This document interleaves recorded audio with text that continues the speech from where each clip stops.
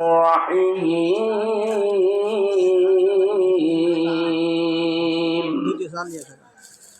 هو الذي أرسل رسوله بالهدى ودين الحق ليظهره على الدين كله وكفى بالله شهيدا محمد رسول الله والذين معه أشداء على الكفار وقال الله تعالى ألا إن أولياء الله لا خوف عليهم ولا هم يحزنون إن الله وملائكته يصلون على النبي يا أيها الذين آمنوا صلوا عليه وسلموا تسليما اللهم صل على سيدنا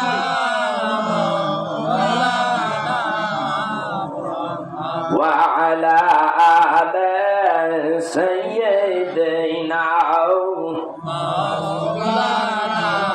একটু আগাইয়া বসেন জোরে জোরে পড়ি আল্লাহুম্মা সাল্লি আলা সাইয়্যিদিনা মাওলানা ওয়া আলা আলি সাইয়্যিদিনা মাওলানা আপনি আল্লাহর প্রিয় রাসূল হাবিব সেই মহান আল্লাহর আপনি আল্লাহর প্রিয় রাসূল হাবিব সেই মহান আল্লাহর আপনারই মতো আসমান ভ্রমণ করে নাই কোনো পয়গম্বর আল্লাহুম্মা সাল্লি আলা সাইয়্যিদিনা مولانا محمد وعلى آل سيدنا مولانا এই ধরায় নবী এলো কত একজন নাই আপনার মতো এই ধরায় নবী এলো কত একজন নাই আপনার মতো আমরা পাপী আপনার কাছে হীনত শুধু আপনায় দেখতে চাই আল্লাহুম্মা সাল্লি আলা সাইয়্যিদিনা মাওলানা মুহাম্মদ ওয়া আলা আলি সাইয়্যিদিনা মাওলানা بلغ العلا بكماله كشف الدجى بزمانه حسنت جميع خصاله صلوا عليه وآله لا إله إلا الله لا إله إلا الله وسطيا لا إله إلا الله جوري جوري لا إله إلا الله لا إله إلا الله لا إله إلا الله لا إله إلا الله محمد رسول الله صلى الله عليه وسلم আল্লাহ পাকের দরবারে শুকরিয়া আদায় করি যে আল্লাহ রব্বুল আলামিন শত ব্যস্ততার মাঝেও আমরা ওয়াজ মাহফিলে এসে বেহেশতের বাগানে এসে বসতে পেরেছি। এই জন্য সবাই শুকরিয়া আদায়ার্থে বলি আলহামদুলিল্লাহ। আমার আজকের এই মাহফিল আপনারা জানেন দেশের অবস্থা কেমন। এই বছর রমজান আর নির্বাচনে মাহফিল একেবারে ছোট করে ফেলাইছে, তাই না? অনেক মাহফিল এখনো হয়ে নাই। আমি যতগুলি প্রোগ্রাম করেছি তার ভিতরে অনেক প্রোগ্রাম করতে পারি নাই, শুধু এই রমজান আর এই নির্বাচনের কারণে। তো যাই হোক, এই বছর এইভাবে গেল, আগামী বছর হয়তো ঠিকঠাক হইতে পারে। আল্লাহ তাআলা হয়তো যদি চান দ্বীনের কথা চলবে, কোরআন সুন্নাহর আলোচনা চলবে ইনশাআল্লাহ। তো ভাইয়েরা, আমি আপনাদের কাছে বেশি একটা আলোচনা দীর্ঘায়ু করব না, সর্বোচ্চ একটার মধ্যে ছেড়ে দেব, চেষ্টা করব এর ভিতরে বাইরে আর যাব না ইনশাআল্লাহ। খুব অ্যালার্ট থাকবো সময়ের দিকে। তো আমি আপনাদেরকে বলতে চাচ্ছি, যারা আসছেন তারা ভাগ্যবান, যারা আসেন নাই বাজারে ঘুরতেছেন, ঘরে বাড়িতে এখনো বসে আছেন, মেহরবানি করে মাহফিলে চলে আসেন। মাহফিলে ইনশাআল্লাহ একটার ভিতরেই আমরা মোনাজাত দিয়ে দেব, অর্থাৎ মোনাজাত সহকারে আলোচনা এবং মোনাজাত সহকারে একটা শেষ। এটাই আমি চেষ্টা করবো ইনশাআল্লাহ, আল্লাহ জানে তৌফিক দান করেন। তো ভাইরা, আমি সবাইকে বলবো ইনশাআল্লাহ মাহফিলের ভিতরে আপনারা সবাই চলে আসুন। যারা আশেপাশে ঘুরতেছেন, রাস্তাঘাটে ঘুরতেছেন, আমরা মুসলমানের সন্তান, আমরা নষ্ট হয়ে গেছি বাবা, নষ্ট হয়ে গেছি। ভালো কাজের জন্য আমরা নাই, যত রকমের খারাপ কাজ এইগুলির জন্য আমরা আছি। যত রকমের খারাপ কুবুদ্ধি সব মাথার মধ্যে খালি ঘোরপাক করে, কারণ আমাদের পিছনে প্রত্যেকটা মানুষের লগে একটা করে শয়তান আছে। কথা কয় না কেন? আমার নবীজি সাল্লাল্লাহু আলাইহি সাল্লাম বলেন প্রত্যেকটা মানুষের সঙ্গে একটা করে শয়তান। অনেকে আছে তার শয়তানকে তার নিজের কাছ থেকে ভাগাইয়া দিছে কি আমলের দ্বারা, আর কত মানুষ আছে তার কর্মের দ্বারা শয়তান তার বন্ধু হয়ে গেছে, ঠিক কিনা? এই জন্য শয়তান তাড়াইতে হলে বুখারী শরীফের হাদিস, আশ-শাইতানু জাসিবুন আলা কলবি বনি আদম ফাইদা যাকারাল্লাহু খালাসা ওয়া ইদা গাফালা ওয়াসওয়াসা। বুখারীর হাদিস। নবী আমার বলতেছেন, যদি কোনো ব্যক্তি, প্রত্যেকটা মানব জাতি যার আদম সন্তান, তার প্রত্যেকটা কলব আছে, কলবের মধ্যে শয়তান বাসা বাঁধা থাকে। শয়তান বাসা বাঁধিয়া থাকে। কথা বললেন আমার সাথে, শয়তান কি করে? বাসা বাঁধিয়া থাকে। তো ভাইরা, তাই এই শয়তান তাড়াইতে হবে কিভাবে? আল্লাহর নবী বলেন, শয়তান যদি তাড়াইতে চাও তাহলে বেশি বেশি আমার জিকির করো। কি করতে কয়? জিকির করো। আমার জিকির যখন করবাম, শয়তান তখন ভেতর থেকে বের হয়ে যাবে, দূর হয়ে যাবে। আর যখন আমার জিকির থেকে যখন গাফেল হয়ে যাইবাম, তখন শয়তান আবার এসে কি করে? বাসা বাঁধে। আমার ভাইরা, এই জন্যে আল্লাহর হাবিব দুনিয়ার থেকে বিদায় হয়ে গেছেন। আল্লাহ তাআলা বলেন, মা কানা মুহাম্মাদুন আবা আহাদিন মির রিজালিকুম ওয়ালাকিন রাসূলুল্লাহি ওয়া খাতামান নাবিয়্যিন। এ দুনিয়ার মানুষ, নবী কারো পিতা নন, তিনি হলেন রাসূল, আর তিনি হলেন শেষ পয়গাম্বার, আখিরি পয়গাম্বার। তারে দিয়াই আমি নবুয়াতের দরজা বন্ধ করে দিয়েছি। আল্লাহর কোরআন সূরাতুল আহজাব সম্ভবত 22 পারায় আল্লাহ তাআলা এই ঘোষণা দিয়ে দিলেন, এবং এই দ্বীনকে প্রতিষ্ঠিত করার জন্য, এই দ্বীনের আলোচনা এবং এই দ্বীনের যেন মানুষের কাছে দ্বীনের কথাগুলি পৌঁছে যায়, কোরআন সুন্নাহর আলোচনাগুলো যে পৌঁছে যায়, সেই জন্য আল্লাহ রাব্বুল আলামিন নবুয়াতের দরজা বন্ধ করে দিয়েছেন, কিন্তু আরেকটা দরজা খুলে দিয়েছেন, সেইটাই হলো বেলায়েতের দরজা। কথা বুঝতে পেরেছেন? অনেকে কিন্তু এটা বোঝে না এই কথাগুলি বুঝতে হইলে আলেমরা যখন লেখাপড়া করে, মান্তিকের এলেম যতটুকু অর্জন করা, মাদ্রাসার যে লফজি এলেম যেগুলি অর্জন করা, টাইটেল পাস করা, ডাবল টাইটেল, ট্রিপল টাইটেল পাশ করার পরে এই মানুষগুলির আবার পাশাপাশি এলমে মারেফাত, এলমে তাসাউফ শিক্ষা করা প্রত্যেকটা নর এবং নারীর জন্য ফরজ।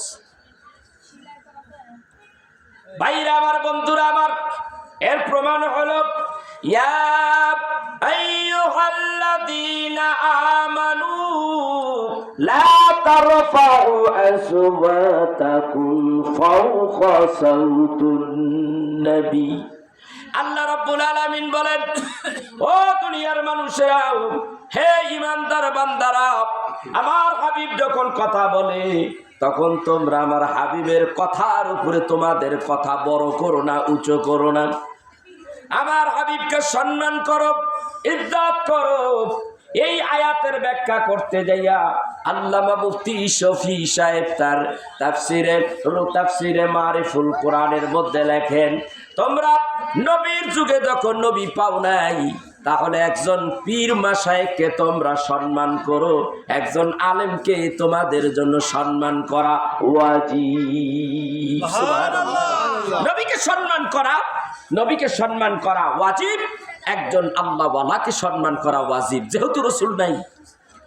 সহিহ বুখারীর 10ম পারার মধ্যে আসছে হাদিস। একবার এই আয়াতটা কোন প্রসঙ্গে নাজিল হয়েছে বুখারী শরীফের মধ্যে আসছে, যে বুখারী শরীফের মধ্যে আসছে। ভাই বুখারী পড়ছে? আমার এই ভাই আলেম মানুষ যদি টাইটেল পাস করে থাকে তাহলে বুখারী পড়ছে, তাইলে বোঝা গেল। আর 10ম নম্বর হাদিসের মধ্যে আসছে 10 পারার মধ্যে, যে রাসূলুল্লাহ সাল্লাল্লাহু আলাইহি সাল্লাম কোনো একটা এলাকার একজন প্রতিনিধি, একজন নেতা নির্বাচন করতেছিলেন, যে অমুক গোত্রের থেকে আমি ওনাকে নেতা হিসাবে আমি ঘোষণা করতে চাই, তোমাদের মতামত জানতে চাই, তোমরা বলো। হযরতে আবু বকর বললেন, ইয়া রাসূলুল্লাহ, আপনি যাকে বলেছেন এটা করা যেতে পারে। হযরতে উসমান, হযরতে ওমর ডাক দিয়া বলেন, ইয়া রাসূলুল্লাহ, ওইটার দরকার নাই, অমুক জায়গার অমুক গোত্রের থেকে একজন নির্বাচন করেন। এই যে কথার মধ্যে দুইজনের মধ্যে একটু কথা কাটাকাটি হইতে হইতে তো আবু বকর যখন আবার বলতে থাকলেন, হযরতে ওমর বলতে লাগলেন যে ইয়া রাসূলুল্লাহ, আমি কথা বললে হযরত আবু বকর একটু ক্রিটিসাইজ করে কথা কয় আমারে। হ্যাঁ, এরকম বলতে বলতে কথাটা একটু বাড়াবাড়ি হয়ে গেল। এমন সময় আল্লাহ রাব্বুল আলামিন এই আয়াতে কারিমা নাজিল করে দিলেন যে আমার হাবিব তোমাদের সামনে, আমার হাবিবের সামনে তোমরা যে এইভাবে উচ্চ আওয়াজে কথা বলো, যে আওয়াজে আল্লাহর হাবিবের কথা ঢেকে যায়, বিধায় এই কাজ আর করবা না। যদি করো তাহলে জীবনে যত আমল করেছো, নামাজ, রোজা, হজ, যাকাত, সব বরবাদ হয়ে যাবে। এখন আমার রাসূল নাই, তাহলে এই মর্যাদাটা কারা পাবে? আল উলামা ওয়ারাসাতুল আম্বিয়া, তাদের মধ্যে যারা আল্লাহর ওলি এবং পীর মাশায়েখ এবং আলেম উলামা, তাদেরকে সম্মান করা ওয়াজিব। কারণ তারা দ্বীনের কথা বলে, কোরআন সুন্নাহর কথা বলে, এই জন্য তাদের সম্মান বেড়ে গেছে। আর আল্লাহর ওলি যারা, তারা দ্বীনের কথা বলে, তারপরে পাশাপাশি তাসাউফের কথা বলে। এবার তাসাউফটা কি এটা আবার বুঝেন। তাসাউফ, শরিয়াত হলো দুধ। শরিয়াত কি? দুধ খান না? শরিয়াত হলো দুধ, আর মারিফত হলো পনির। পনিরটা আসলো কোত্থেকে? পনিরটা তো দুধের ভিতর থেকেই আসছে। আল্লামা জালালউদ্দিন রুমি রহমাতুল্লাহ আলাইহি বলেন, দুধের ভিতরে পনির। শরিয়াতের বিদ্যা এমন, তিনি মিসাল দিয়েছেন, শরিয়াতের বিদ্যাটা হলো দুধের মতো। দুধের বিদ্যা নিয়ে কিয়ামতের দিনে উঠলে কাজ হবে না। দুধের বিদ্যাটা এরকম, তিনি বুঝাইতে চাইলেন, এই দুধগুলি যদি বঙ্গোপসাগরের মধ্যে ফেলে দেন, কোন সাগর বা নদীর মধ্যে ফেলে দেন, 2-1 মণ দুধ, কিছুক্ষণের মধ্যে ওই দুধের অস্তিত্ব থাকবে নাকি? সবটা পানির ভিতরে বিলীন হয়ে গেছে। আর যদি এই দুধগুলি 1 মণ দুধ যদি জ্বালাইয়া একেবারে আগুন দিয়া জ্বালাইয়া একেবারে অল্পর মধ্যে নিয়ে আসলেন, পনির বানাইলেন, ডিম্বা বানাইলেন, ডিম্বা বানাইয়া পনির গুলিকে এইবার যদি বঙ্গোপসাগরের মধ্যে ফেলে দেন, পানির ক্ষমতা আসেনি এই পনির বিলীন করতে পারে? তাইলে এইটার মধ্যে পনির, এইটার মধ্যে দুধ, এলেমটা যদি এইরকম পোক্তা এলেম হয়, আর এই পোক্তা এলেমটা তাসাউফের এলেম মানে হইল এলমে মারিফতের এলেম। এই এলেম যদি অর্জন করতে পারেন একজন কামেল পীরের সোহবতে থাকিয়া, তাহলে আপনি কবরে শান্তি পাবেন, আখিরাতেও শান্তি পাবেন। আর যেই মানুষগুলি এলমে তাসাউফের বিদ্যা অর্জন করে, কাল কিয়ামতের দিন আল্লাহ রাব্বুল আলামিন তাদেরকে জান্নাত দিয়া দেবে। এলমে মারিফত, এলমে তাসাউফ হাসিল করা ব্যক্তি একটা লোকও জাহান্নামে যাবে না। ভাইরা আমার, এটা এমন একটা এলেম, এলমে মারিফত, এলমে তাসাউফ মানুষকে গভীর বানায়, উচ্চ জ্ঞানী বানায়। আল্লাহকে চেনার সহজ পদ্ধতি হলো এই এলমে মারিফত, এলমে তাসাউফ। আর আল্লাহ প্রাপ্তি জ্ঞানটাই হলো কোনো মাদ্রাসায় পাওয়া যায় না, কোনো ভার্সিটিতে পাওয়া যায় না। এটা একমাত্র আল্লাহর ওলিদের কাছে, হক্কানি আল্লাহর ওলিদের কাছে পাওয়া যায়। আমি কিন্তু খালি ওলি বলি নাই, হক্কানি বলছি, মনে রাখতে হবে। হক্কানি ওলি যাদের ভিতরে এলমে শরিয়াত, এলমে মারিফত দুইটা সমন্বয় বর্জায় রেখে কথা বলেন।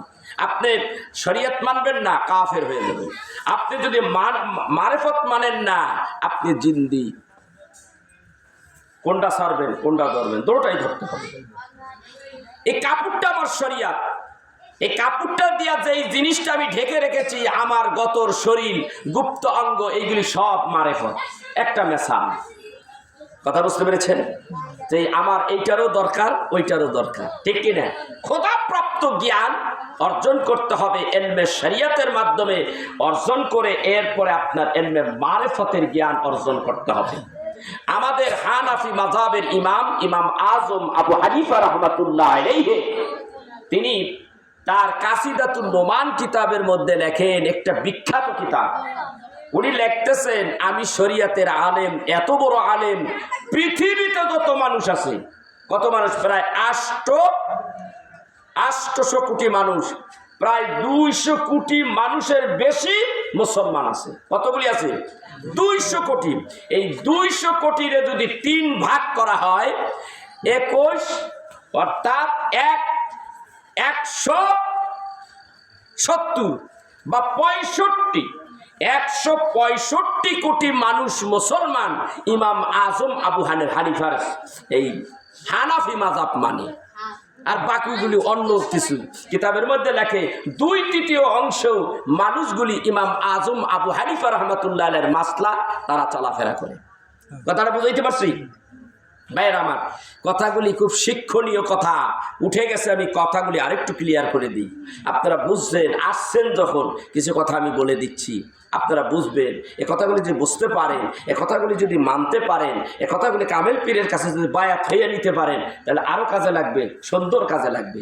আসছেন শিখতে, কিছু শেখার দরকার। মাথা তো শেষ করে আলাইছে মোবাইল এমন টেপে কি কর, হাই রে মোবাইল টেপা ঘন্টার পরে ঘন্টা। এলমে মারিফত, এলমে তাসাউফ, আমি এগুলি কার কাছে বলবো, কার কাছে দেব? আমার দরকার হাতি সুর দিয়া যে পানি পান করতে পারে, মশারও একটা সুর আছে, ওই পরিমাণ পানি কি মশায় তুলতে পারে? তা আমি কার কাছে এই কথা বলবো? আমি তো পাইছি সব কটাই মশার সুর, তাই না? কথা কয় না, হাতির সুর। তারপরে যদি বলতে বলতে যদি মশার সুরটা হাতির সুর হয়ে যায়, এই আশাই দুইটা কথা বলি। এই কথা ঠিক আছে নাকি? ঠিক আছে। ইমাম আজম আবু হানিফা রাহমাতুল্লাহ আলাইহি ডাক দিয়া বলেন, আমি শেষ জীবনে বুঝতে পেরেছি আমার একজন কামেল পীরের দরকার। শরিয়াতের বিদ্যা অর্জন করেছি, অনেক বিদ্যা আমার ভিতরে আছে। কোরআনুল কারীম এত তেলাওয়াত করেছি, কোরআন আমি এত তাফসীর করেছি, এত মান্তিকের এলেম আমার ভিতরে আছে। তামাম দুনিয়ার মধ্যে লক্ষ লক্ষ আলেম ওলামা আছে, পীর মাশায়েখরা আছে, সবাই কিন্তু আমি ইমাম আজম আবু হানিফা রাহমাতুল্লাহ আলাইহির মাযহাবকে অনুসরণ করে। এত বিদ্যা আমার ভিতরে, কিন্তু যত বড় বিদ্যানি আমি হই না কেন, কিন্তু আমি ইলমে মারিফত এখনো অর্জন করতে পারি নাই। যেই ইলম দিয়া আল্লাহকে চেনা যায়, মদিনা ওয়ালা কামলি ওয়ালা নবীরে চেনা যায়, ওই ইলম তো আমার ভিতরে নাই। ওই ইলম আমি কোথায় পাই? এত বড় আলেম, ওই ইলম শিক্ষা করার ভিতরে তার ভিতরে তামান্না জেগে উঠেছে, আকাঙ্ক্ষা জেগে উঠছে। তিনি তখন কি করবেন? ওই যুগের শ্রেষ্ঠ পীর হযরতে ইমাম বাকেরের কাছে গেলেন। হযরতে ইমাম বাকেরের কাছে গেলেন। আরেকজন ইমাম গেলে, তার নাম আমার মাথায় আসতেছে না। প্রথম তার কাছে মুরিদ হলেন। মুরিদ হইয়া তিনি 1 বছর পর্যন্ত তারে পাইলেন হায়াতে জিন্দেগিতে। তার কাছ থেকে ইলমে মারিফত শিক্ষা করলেন। শিক্ষা করা অবস্থায় হুজুর মারা যান। হুজুর যখন মারা যান, তখন বাকি বিদ্যা শিক্ষা করার জন্য ইমাম বাকেরের কাছে গেলেন। ইমাম জাফর সাদিকের কাছে প্রথম তিনি মুরিদ হইলেন।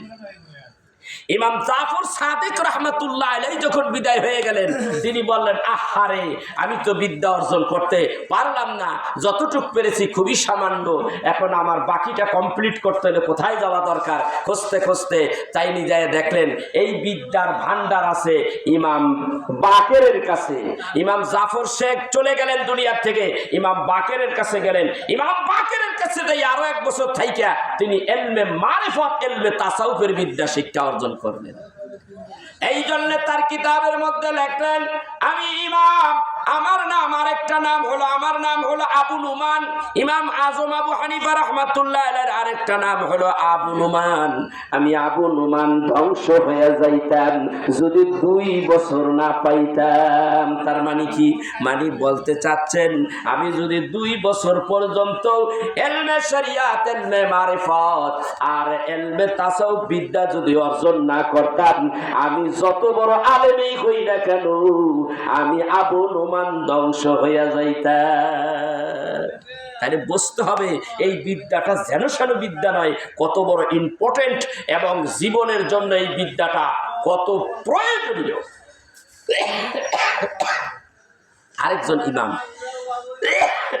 আরেকজন ইমাম ইমাম ফখরুদ্দিন রাজি কিতাবের মধ্যে লেখেন, ইমাম ফখরুদ্দিন রাজি রহমাতুল্লাহ আলাইহি ওই যুগের এত বড় আলেম ছিলেন, বিদ্যা বুদ্ধিতে তার কোনো অংশে কম নাই। শেষ বয়সে সে চিন্তা করলেন, যাহারে মুরিদ তো হতেই হবে, উপায় নাই। শেষ পর্যন্ত তিনি চলে গেলেন ওই জমানার একজন বড় শায়েখ, একজন পীর মাশায়েখ, তার নাম হলো নজমুদ্দিন কুবরা। নজমুদ্দিন কুবরা রহমাতুল্লাহ আলাইহির দরবারে গেলেন। হুজুরের কাছে আকুতি মিনতি করে বললেন, হুজুর, আমি এসেছি, আমার নাম ফখরুদ্দিন রাজি, আমি আপনার কাছে এসেছি হুজুর আল্লাহ প্রাপ্ত জ্ঞান অর্জন করার জন্য। আমার নাম হলো ফখরুদ্দিন রাজি। হুজুর বলেন, তুমি কোন ফখরুদ্দিন রাজি? তুমি ওই ফখরুদ্দিন রাজি কিনা যে এই যুগের বড় আলেম, যার ভিতরে মানতেকের ইলমের কোনো অভাব নাই, এত বড় আলেম কিনা তুমি? সেই ফখরুদ্দিন কিনা? হুজুর, হ্যাঁ, আমি এই সেই ফখরুদ্দিন রাজি। আমার কাছে কেন আসছো? হুজুর গো, আমি এসেছি আপনার কাছে একমাত্র আল্লাহ প্রাপ্ত বিদ্যা অর্জন করার জন্য। সুবহানাল্লাহ, সুবহানাল্লাহ। আমি খোদা প্রাপ্ত বিদ্যা অর্জন করতে আসছি। হুজুর ডাক দিয়া বলেন, আমি তোমাকে মুরিদ করে নিলাম। আমি তোমাকে কি করলাম? মুরিদ করে নিলাম, কিন্তু তোমাকে আমি ইলমে মারিফত বিদ্যা দেওয়ার জন্য আমি তোমার দিকে আমার দৃষ্টি আলকা করলাম। অর্থাৎ গাইবি যেইটা অন্তর্চক্ষু, ওই অন্তর্চক্ষু তার ভেতরে সে কি করলেন? অন্তর্চক্ষু নিক্ষেপ করলেন, দৃষ্টি নিক্ষেপ করলেন, যারে বলা হয় এলকা। তাসাউফের দৃষ্টিতে বলা হয় এলকা। তার এই দৃষ্টি এলকা করলেন। এলকা করিয়া দেখে ভেতরে শুধু শরিয়াতের বিদ্যায় একেবারে ফুলফিল, কোনো জায়গা নাই। ডাক দিয়া বলে, ফখরুদ্দিন রাজি, আমি তোমাকে কিভাবে খোদা প্রাপ্তি জ্ঞান, ইলমে মারিফতের জ্ঞান আমি তোমার ভিতরে ঢুকাবো, কারণ ঢুকাবার কোনো জায়গা নাই, ইলমে শরিয়াতে তোমার ভরপুর ভিতর। তাইলে শোনো, কিছু ইলমে মারিফত, ইলমে তাসাউফ আমি ভিতরে ঢুকাইয়া দেই, তার মানে ভিতর থেকে কিছু ইলম কমাইয়া দেই। তিনি এইবার হযরতে নজমুদ্দিন কুবরার দিকে তাকাইলেন, তাকাইয়া তিনি যখন একটু তাকাইলেন, ইলমে শরিয়াতের বিদ্যা কমাইয়া জায়গা বাইর করবে, তিনি যখন তার দিকে তাকাইলেন, এমন সময় ফখরুদ্দিন রাজি রহমাতুল্লাহ আলাইহির ভিতরে কট কট কট করে আওয়াজ হয়। কি হয়? কট কট করে আওয়াজ হয়। হযরতে ফখরুদ্দিন রাজি রহমাতুল্লাহ আলাইহি বলেন, হুজুর আমার ভিতরে কি কেন এরকম কট কট করে আওয়াজ হয়? হুজুর ডাক দিয়া বলে, বাবা আমি তোমার ভেতর থেকে ইলমে শরিয়াতের বিদ্যা কিছু কমাইয়া দিতেছি, জায়গা বাইর করতেছি, তারপরে ইলমে মারিফতের বিদ্যা ঢুকাইয়া দেব। এ হযরতে ইমাম ফখরুদ্দিন রাজি রাহমাতুল্লাহ আলাইহি বলেন, হুজুর গো এই বিদ্যাই তো আমার ফকর, আমার ফকর এই তো এই বিদ্যা যদি কমে যায় তাহলে আমি সমাজে চলবো কিভাবে? হুজুর গো আমি আপনার কাছে অনুরোধ করি, আমার বিদ্যা কমাইয়েন না গো হুজুর, কমাইয়েন না। হুজুর ক্ষান্ত হয়ে গেলেন, মুরিদ করলেন, এরপরে বললেন, বাবা তুমি একটা কাজ করো, এই ওজিফা দিলাম, বাড়িতে যাইয়া ওজিফা আদায় করো, অথবা কোনো নির্জন স্থানে যাইয়া আদায় করো, কিন্তু ইলমে শরিয়াতের আর কোনো জ্ঞান অর্জন করার জন্য জ্ঞান চর্চা কইরো না।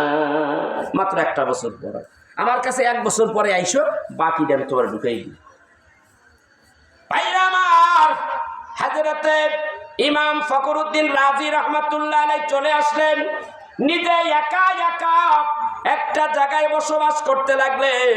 কিছুদিন পরে চিন্তা করতে লাগলেন, হুজুর তো বলেছে পড়তে নিষেধ করছে, ইলমে শরিয়াতের কোনো কিতাব আমি পড়ব না, না পড়লেই তো ইলম বাড়বে না, তাই আমি কি করব? এবার আমি পড়া বন্ধ করে দিয়েছি। পড়া বন্ধ করলে কি হবে? হুজুর নিষেধ করছে পড়ো না, কিন্তু লেখতে তো নিষেধ করে নাই। এইবার ইমাম ফখরুদ্দিন রাজি রাহমাতুল্লাহ আলাইহি তিনি লেখা শুরু করে দিলেন। লেখতে লেখতে লেখতে লেখতে কোরআনুল কারীম অর্থ করতেছে, তাফসীর করে লেখতে লেখতে অনেক দূর আগাইয়া গেছে। এর মধ্যে বছর পুরো হয়ে গেছে। আমার বছর পুরা হয়ে গেছে, আমি পীরের দরবারে যাব। পীরের দরবারে গেলেন, হুজুরের সামনে দাঁড়াইলেন, হুজুর আমি ফখরুদ্দিন রাজি আপনার কাছে এসেছি। ইমাম নজমুদ্দিন কুবরা রাহমাতুল্লাহ আলাইহি তার দিকে তাকাইয়া বলতেছে, বাবারে 1 বছরে আমি তোমাকে ইলমে শরিয়াতের চর্চা করতে নিষেধ করেছিলাম, তোমার জায়গা একটু খালি হলে ওইখানে ইলমে মারিফত ঢুকাইয়া দেব। এখন দেখতেছি ইলমে শরিয়াত এত এত এত ঢুকে গেছে, আরো জায়গা আরো বেশি খাইয়া ফেলাইছে, আরো তো বিদ্যা বাড়াইয়া ফেলাইছো, কিন্তু ইলমে মারিফত ঢুকাবার কোনো জায়গা নাই। যাও যাও তুমি ওজিফা কালাম পড়তে থাকো। উনি বাড়ি চলে আসলেন। এইভাবে অনেকদিন চলতে লাগলেন। ইমাম ফখরুদ্দিন রাজি রাহমাতুল্লাহ এই কিতাবের মধ্যে লেখে, এই কথাগুলি তাফসিরে কাবীরের মধ্যে তিনি তুলে ধরছেন। যেন তেন তাফসির নাই, বিশ্ববিখ্যাত তাফসিরে কাবীরের মধ্যে ঘটনা তুলে ধরছেন। আমার ভাইরা, আমার বন্ধুরা, এমন সময় তিনি চিন্তা করতে লাগলেন, প্রত্যেকটা মানুষের মৃত্যুর সময় শয়তান আসবে, শয়তান আইসা ওই সময় মানুষগুলিরে ধোঁকা দেয়, অনেক ধরনের আজে বাজে কথা কয়। প্রথমত এইভাবে বলবে, হে বান্দা, রুহু কবজ হয়ে যাবে, কিছুক্ষণের মধ্যে তুমি দুনিয়ার থেকে চলে যাবে। বলো গো, আসমানে এক আল্লাহ, জমিনে এক আল্লাহ, স্বীকার করে নাও। ভাইয়া আমার, ওই সময় রুহু কবজ করা শুরু হবে, নিজের ব্যথা বেদনার কোনো বালাই থাকবে না, এত ব্যথা ব্যথিত ভিতরে তখন কষ্ট থাকবে, মানুষের হিতাই জ্ঞান থাকবে না। এমন অবস্থায় শয়তান এসে যদি এমন কাজ করে, অনেকেই ওই সময় শয়তান পথভ্রষ্ট করে, বেঈমান বানাইয়া দেয়। একেবারে মূল্যবান বস্তু সেইটা হলো ইমানটা কাইরা নেয়। হযরতে নজমুদ্দিন কুবরা হযরতে ফখরুদ্দিন রাজি রাহমাতুল্লাহ আলাইহি বলেন, আমি আমার এই শয়তানের লগে প্রতিদ্বন্দ্বিতা করার জন্য মৃত্যুর সময় আল্লাহ দিয়া এই ব্যাপারে সাপোর্ট করার জন্য 100 থেকে 1000 দলিল বাইর করলাম, যেন আমি ওই সময় শয়তানের সঙ্গে আমি এই মান্তিকের এলেম দিয়া ফাইট করতে পারি। ভাইরা আমার, বন্ধুরা আমার, বয়স হয়ে গেল, দুনিয়ার থেকে বিদায় হয়ে যাচ্ছে, এমন সময় আজরাইলও কাছে এসে গেছে, শয়তানও কিন্তু কাছে আইসা পড়ছে। শয়তান আইসা ডাক দিয়া বলে, এ ফখরুদ্দিন রাজি, পথভ্রষ্ট করার জন্য উল্টা পাল্টা কথা কয়।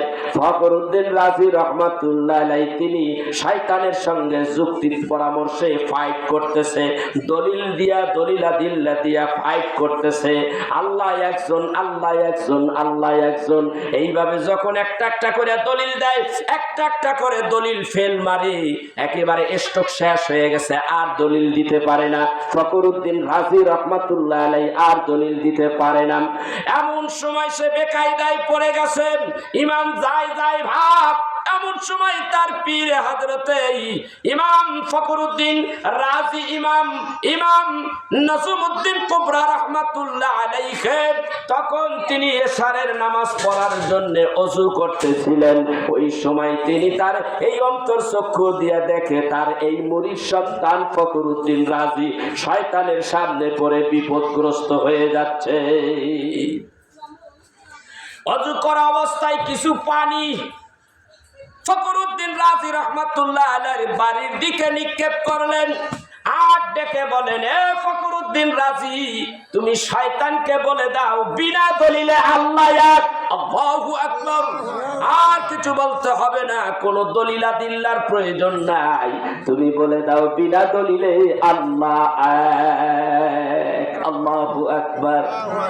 এইবার ফখরুদ্দিন রাজি রহমাতুল্লাহ আলাইহি কথা যখন তার কাছে এসে গেছে, কানে এসে গেছে, তার পীরের আওয়াজটা যখন কানে তার কাছে এসে গেল, এইবার ফখরুদ্দিন রাজি ডাকটা কই, শয়তান রে শয়তান, তোর সাথে আমার আর কোনো যুক্তি পরামর্শ হবে না, যুক্তি তর্ক আর হবে না। এইবার আমি তোরে জানাইয়া দিতে চাই, বিনা দলিলে আল্লাহ এক এক, সুবহানাল্লাহ। ভাইরা আমার, বন্ধুরা আমার, এইবার শয়তান তার কাছ থেকে হার মাইনে চলে যায়। শয়তান ডাকদা বলে, ফখরুদ্দিন রাজি, আমি তোমার পিছে বহুদিন ধরে লাইগা আছি, অন্তত মৃত্যুর আগে হইল তোমার ঈমানটা আমি নষ্ট করে দেব, পারলাম না, তুমি পীরের দরবারে যাওয়ার কারণে আমি তোমার ঈমান নষ্ট করতে পারলাম না। আল্লাহুম্মা সাল্লি আলা সাইয়্যিদিনা মাওলানা, আওয়াজ দিয়া, ওয়া আলা আলিহি। বাবা যতক্ষণ বসে আছেন একটু দুরূদ শরীফ পড়েন না জোরে, আল্লাহুম্মা সাল্লি আলা সাইয়্যিদিনা মাওলানা ওয়া আলা আলিহি সাইয়্যিদিনা হাবিবানা। ভাইরা আমার, বন্ধুরা আমার, আল্লাহর নবীর কাছে সাহাবীরা বলেন, ইয়া রাসূলুল্লাহ, ইয়া হাবিবাল্লাহ, আপনি যখন দুনিয়ায় থাকবেন না, নবুয়াতের দরজা বন্ধ হয়ে যাবে, বেলায়েতের দরজা থাকবে আজীবন, সারা জীবন বেলায়েতের দরজা থাকবে। আর বেলায়েতের দরজার মধ্যে লক্ষ লক্ষ কোটি কোটি আল্লাহর ওলিদের আগমন ঘটবে, আর তারাই কিন্তু দ্বীন ইসলামকে সামনের দিকে এগিয়ে নিয়ে যাবে। হুজুর, আমরা কেমনে চিনবো? ওই যুগের কিছু মানুষের আছে, তারা কেমনে চিনবে আল্লাহর ওলি কারাম? আল্লাহর নবী হাদিস শরীফের মধ্যে বর্ণনা করেন, হাদিস শরীফের মধ্যে আল্লাহর নবী বলেন, যারে দেখলে আল্লাহর কথা স্মরণ হয় তিনি হবে আল্লাহর ওলি। সুবহানাল্লাহ। ভাইরা আমার, তাইলে আল্লাহর ওলি চিনতে সমস্যা আছে নাকি? নাই। সেই জন্য ভাইরা আমরা কিন্তু হকের পথে, হক সিলসিলাই ফুরফুরা। আমি কিন্তু ফুরফুরা শরীফের 2 জায়গা থেকে খেলাফত পাইছি, আবার জয়নপুরের থেকে এক জায়গায় আমার আব্বা দিছে, আবার এই 4 জায়গার থেকে আমি খেলাফত পাইছি। বাবা, এরপরে আমি নিজে চিন্তা করি, পীর মুরিদি করলে ভেতরে একটা সমস্যা হয়। বাইরে আমার বন্ধুরা, আমার অল্প বয়সে যদি কেউ বড়লোক হইয়া যায়, গরিব মানুষ বড়লোক হইয়া গেলে শয়তানের নফস কাজ করতে থাকে ভিতরে। আমি তো বড়লোক হইয়া গেছি, তখন আর গরিব রে সে চেনে না, এই হলো দোষ 1 নম্বর। তার গরিব যখন হঠাৎ কোটি কোটি টাকার মালিক হয়ে যায়, তখন গরিব রে সে চেনে না, তারে অ্যাঙ্কার করে, মানুষদেরকে ইজ্জত দেয় না। আমি অনেক বড় লোক, তুই আমার কাছে কি? একজন পীর মাশায়েখ যখন একটু পীর হয়ে যায়, খেলাফত পায়, তখন ভিতরে নিজের আমিত্বটা বেশি জায়গা উঠতে চায়। যদি পীরটা যদি কামেল হয়, তাহলে ওই নফসটারে সে দমাইয়া রাখিয়া মানুষদেরকে সে সঠিক কথা বুঝাইয়া মানুষদেরকে সঠিক পথে আনে। আল্লাহ রসুল কেমনে পাওয়া যায়, ওই পথে মানুষদেরকে আহ্বান করে। কেননা সে জানেন, এই মানুষটা যদি আল্লাহর পথের প্রতীক হইয়া যায়, এই মানুষটা যদি আল্লাহ বলা হয়ে যায়, এই মানুষটা নাজাত পাইয়া যাবে, আমিও আল্লাহর কাছে জবাবদিহি করতে হবে না।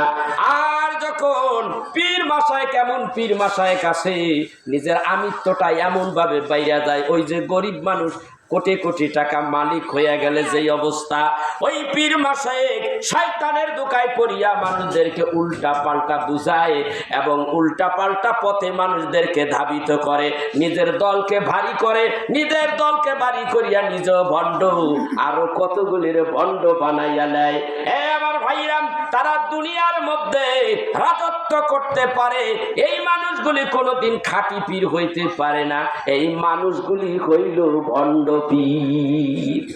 বিশেষ করে ফুরফুরা জৈনপুরীর খেলাফত প্রাপ্ত যারা এই আকীদা যারা ধরে রাখছে, এই পথের প্রতীক যারা হচ্ছে, এই মানুষগুলি অধিকাংশ মানুষ এরা কোনোদিন ভণ্ডামি পছন্দ করে না। তো আমার ভাইরা, আমার বন্ধুরা, আল্লাহর ওলিদের কাছে আপনি বসবেন, আপনি নিজ আল্লাহর ওলি হয়ে যাবেন। আল্লাহর ওলি যখন আপনি হবেন, তখন আপনার সম্মান আল্লাহর কাছে আছে না নাই? আছে। আপনি আল্লাহর বন্ধু। আল্লাহ তাআলা তাদের শানে বলেন, আলা ইন্না আউলিয়া আল্লাহ লা খাউফুন আলাইহিম ওয়ালা হুম ইয়াহজানুন। আল্লাহ নিজেই ঘোষণা করলেন, ও দুনিয়ার মানুষ শুনে নাও, আল্লাহর ওলিদের ব্যাপারে সাবধান, ডেঞ্জার, খুবই সাবধান। তারা কোনো ভয় পায় না, লা খাউফুন, তাদের কোনো ভয় নাই, ওয়ালা হুম ইয়াহজানুন, তারা চিন্তিত নয়। সুবহানাল্লাহ বলবেন না? এই ওলিদের শানে আল্লাহর হাবিব বলেন, হাদিস শরীফের মধ্যে আছে, আল্লাহর ওলিরা এই দুনিয়ায় ছিলেন সম্মানিত ব্যক্তি। এই মানুষগুলি আল্লাহ পাওয়ার জন্য একজন অভিভাবক ছিল আপনার মুরিদের। এই মুরিদের অভিভাবক ছিল। এই মানুষগুলি মানুষদেরকে সঠিক পথ দেখাইছে, সঠিক কথার মাধ্যমে, সঠিক আলোচনার মাধ্যমে মানুষদেরকে সঠিক পথ দেখাইয়া দিয়েছে। তারা ওই সঠিক পথে চলিয়া তারা আল্লাহ বলা হয়ে গেছে। আর এই মানুষগুলি আল্লাহ বলা হইলে দুনিয়ার থেকে বিদায় হবে, বিদায় হইলে কবরস্থ হইলে কবরের মধ্যে আল্লাহ ইজ্জত বাড়াইয়া দেয়। সাধারণ মানুষ মরিয়া যায়, আল্লাহর ওলিরা মরে না। আল্লাহর নবী বলেন, মুসলিম শরীফের হাদিস, আল মুমিনুনা লা ইয়ামুতুনা বাল ইয়ান্তাকিলুনা মিন দারিল ফানা ইলা দারিল বাকা। আল্লাহর হাবিব বলেন, আল্লাহর ওলিরা মরে না, নবীরাও মরে না, ওলিরা মরে না। তারা কি করে? লা ইয়ামুতুনা বাল ইয়ান্তাকিলুনা মিন দারিল ফানা ইলা দারিল বাকা। তারা কবরের মধ্যে জিন্দা থাকে। সুবহানাল্লাহ।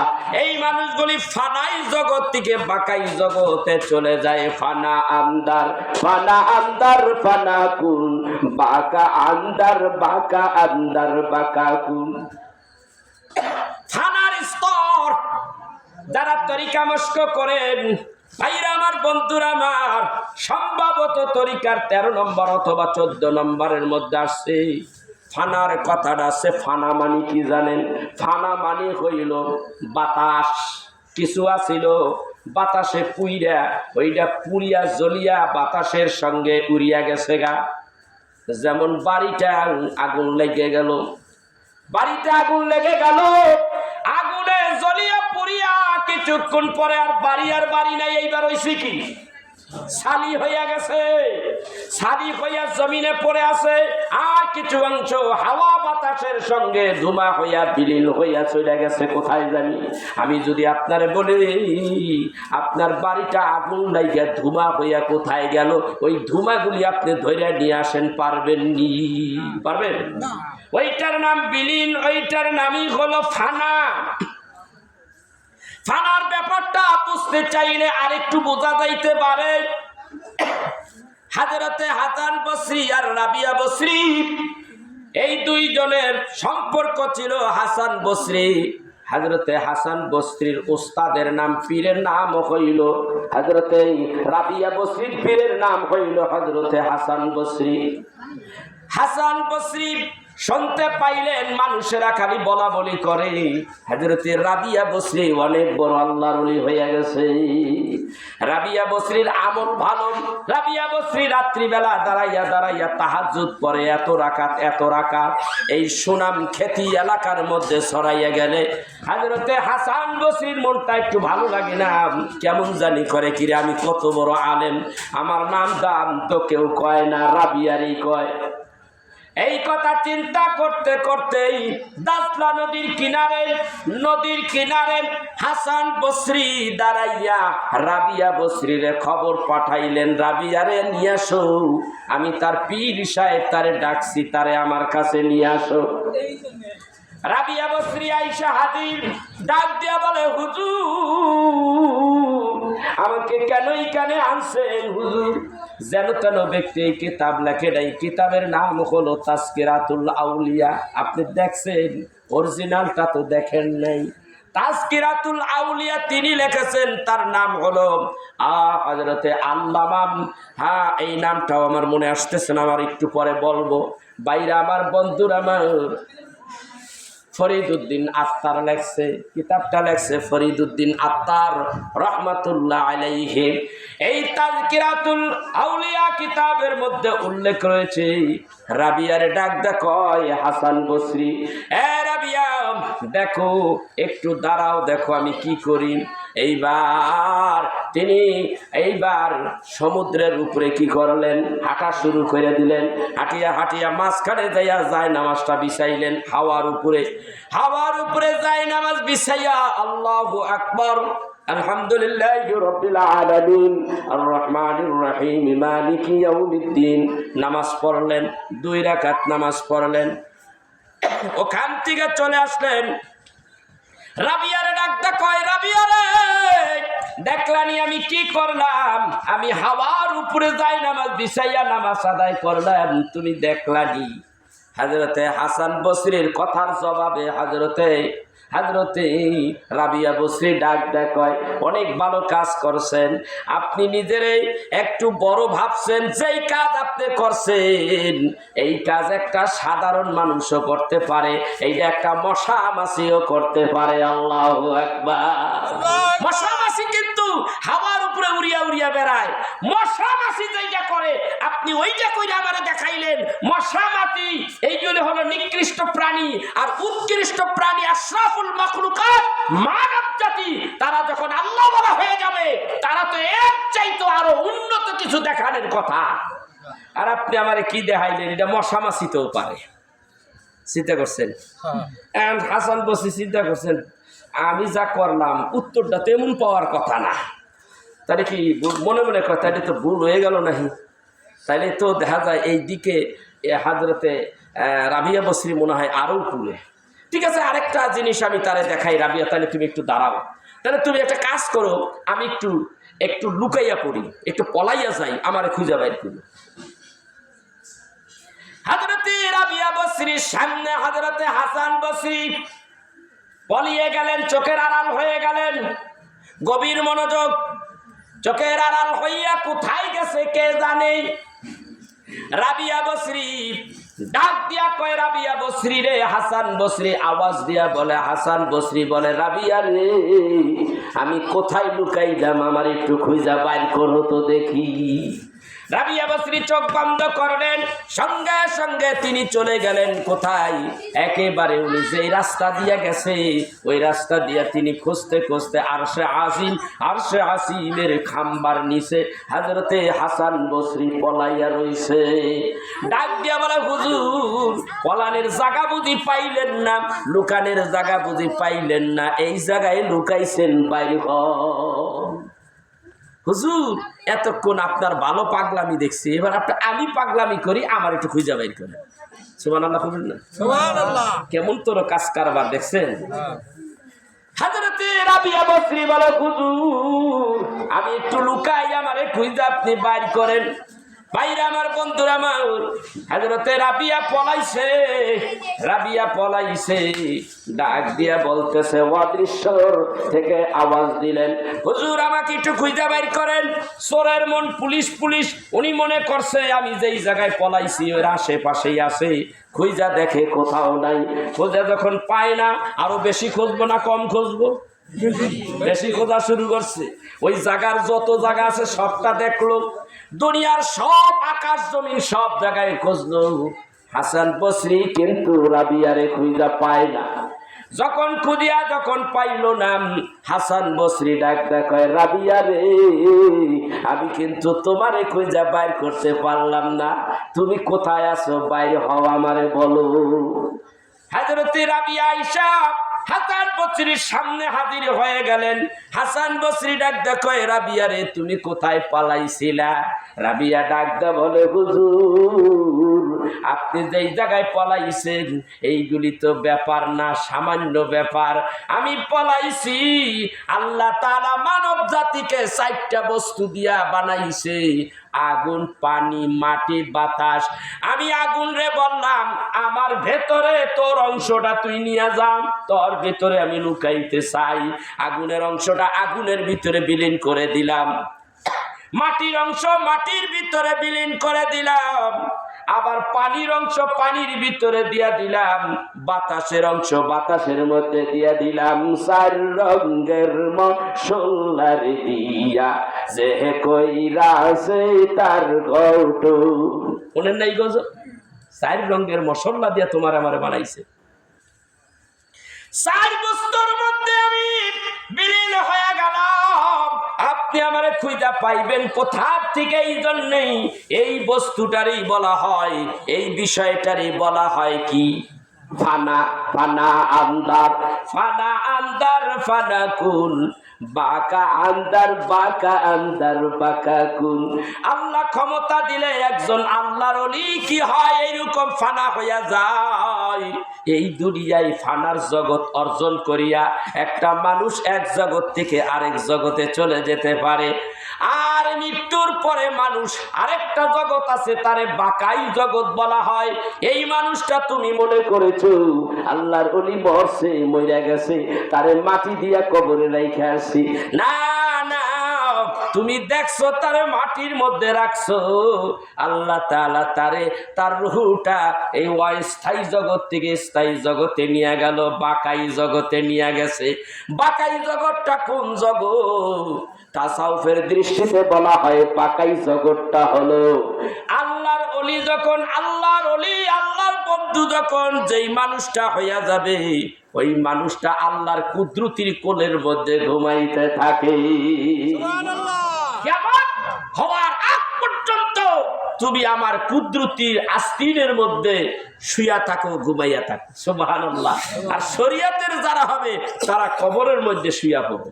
সুবহানাল্লাহ কইবেন না? সুবহানাল্লাহ। এবার আসেন আরেকটা মারফতের আলোচনা করি। মানুষ মরে না মরে না? কথা কয় না। মানুষ মরে না মরে না? মরে। আযাব হয় কিসে? মানুষ মরে গেলে আযাব হয় কিসে? কথা হয় না। এখন আপনি আপনার পিঠের উপরে যদি শক্ত করে একটা বাড়ি দেই, পিঠে বাড়ি দিলাম, বাড়িটা কোথায়? পিঠে দিছে। এখন যদি পিঠে না হাতাইয়া গালে যদি হাতান, কেরে তোরে আমি পিঠে বাড়ি দিলাম, তুই গাল হাতাস কে? কয় ব্যথা পাইছি। বাড়ি দিচ্ছেন যে আপনি? তা আমি তোর পিঠে বাড়ি দিলাম, তুই গালাতাস কে? এই এনে ব্যথা ভাই, ব্যথা তো পিঠে। ব্যথা কোথায়? পিঠে। এটা শরীয়তের কি আঘাত? পিঠে লাগছে। এটার সাথে এই দেহের সাথে রুহের একটা কি সম্পর্ক আছে বিদায় তুমি আঘাতটা কোথায় পাইলা? পিঠে পাইলা। কিন্তু কবরের মধ্যে রুহের আযাব হবে, দেহের আযাব হবে না। বলবেন হুজুর রুহুর আযাব হয় কেমনে? মানুষের দেহের মৃত্যু হয়, রুহের মৃত্যু হয় না। কথা বলেন না কেন? মানুষের ভিতরে দুইটা রুহু আছে, আত্মা হইল দুইটা। কয়টা? দুইটা। এই আত্মা সম্পর্কে রাসূল আরবি সাল্লাল্লাহু আলাইহি ওয়াসাল্লাম তাকে জিজ্ঞাসা করতেছিলেন কাফেরেরা। তিনটা প্রশ্ন করলেন। তিনটা প্রশ্নের মধ্যে রূহ সম্পর্কে আল্লাহ রাব্বুল আলামিনের হাবিবকে জিজ্ঞাসা করতেছিলেন। রাসূল আরবি সাল্লাল্লাহু আলাইহি সাল্লাম এই রূহ সম্পর্কে তিনি বলতেছিলেন কিভাবে? একটু দুরূদ শরীফ পড়েন। আল্লাহুম্মা সাল্লি আলা সাইয়্যিদিনা মাওলানা, জোরে জোরে ওয়া আলা আলি সাইয়্যিদিনা মাওলানা। আমার নূর নবীজি নায়া আসিলেন, আল্লাহকে কেউ চিনতাম না। আমার দয়াল নবীজি নায়া আসিলেন, আল্লাহকে কেউ চিনতাম না। নবী হলেন আল্লাহর সাক্ষী, পাক কুরআনের ঘোষণা। আল্লাহুম্মা সাল্লি আলা সাইয়্যিদিনা মাওলানা মুহাম্মদ ওয়া আলা আলি সাইয়্যিদিনা রাসূলানা। আল্লাহর নবী খুব বিপদে পড়ছে আপনার দুরূদের আশায়। দুরূদ পড়তেছেন আপনার লাভে, রাসূলের লাভে না। আপনি দুরূদ পড়লে আপনার লাভ। এত আস্তে আস্তে দুরূদ পড়ে আমি সবসময় আপনাদেরকে সবসময় বলি, আবার বর্ষেরই যখন মুখটা ছাড়েন না কেন, কি কথা কয় না কেন, মুখ ছেড়ে দুরূদ শরীফ পড়েন। আল্লাহুম্মা সাল্লি